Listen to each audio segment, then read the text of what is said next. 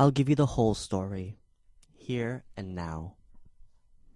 When we had drawn our own troops up and stood directly opposite of the enemy, Hylas dismounted from his chariot. Standing in no man's land between the two, he called to Eurystheus. What's the use of hurting Athens, king? Why not expose just one man's life instead of harming your land too? I challenge you to fight it out with me alone. If you win, you can take the son of Heracles. And if I do, I'll win my family seat and honor back. And all the army madly cheered the thought of Hylas' pluck and of their own relief. But not the audience, nor sheer concern for his prestige as leader proved enough to shame the king there into showing fight. He didn't dare. And that's the kind of man who wants to capture Heracles' own sons. Then Hylas took his place back in the ranks. And when the seers realized that there was no hope of ending matters with a duel, they sacrificed at once and let the blood flow down the victims' throats in augury. The chiefs got in their own chariots, the rest hid ribs with shield ribs. Demophon cheered on his troops in language worthy of his birth. Athenians, this earth that bore and raised you all needs you to fight for her today. Meantime, the other king implored his men not to shame Argos's or Mycenae's name until the trumpet call came high and clear. And then both sides closed in. The sound of all those shields colliding came in one great crash. And shrieks and pandemonium broke loose.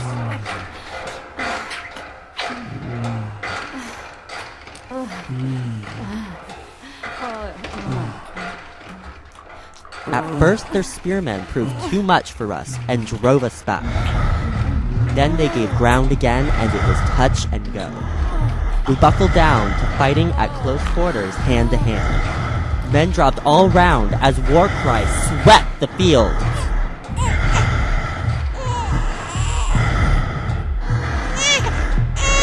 Athens, come on! Then, men of Argos, strike! Don't let the enemy make fools of us! And we had all that we could do, but with great trouble, in the end we broke their ranks.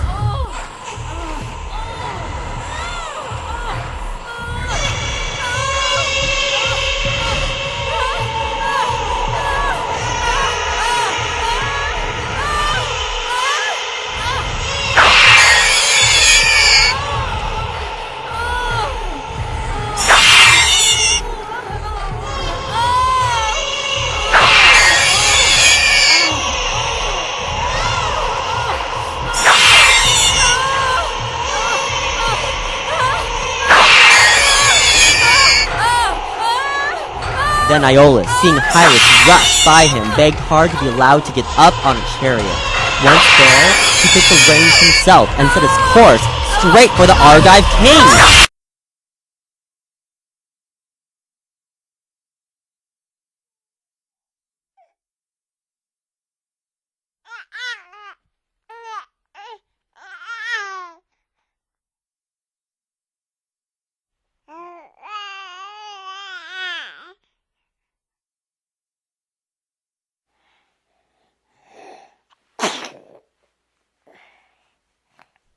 That much I saw myself.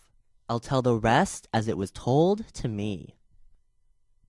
Passing Pallene and Athena's hill, he saw Eurystheus' car, and so he prayed to Zeus and Hebe to get back his youth for just a day and take a full revenge.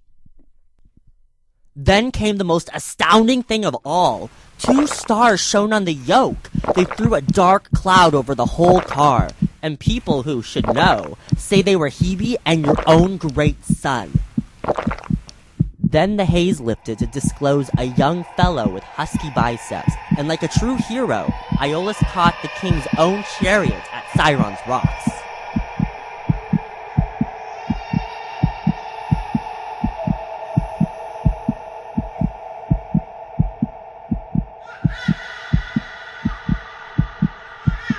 He's brought that chief who used to be so high and mighty back with him, a prisoner of war with hands tied up.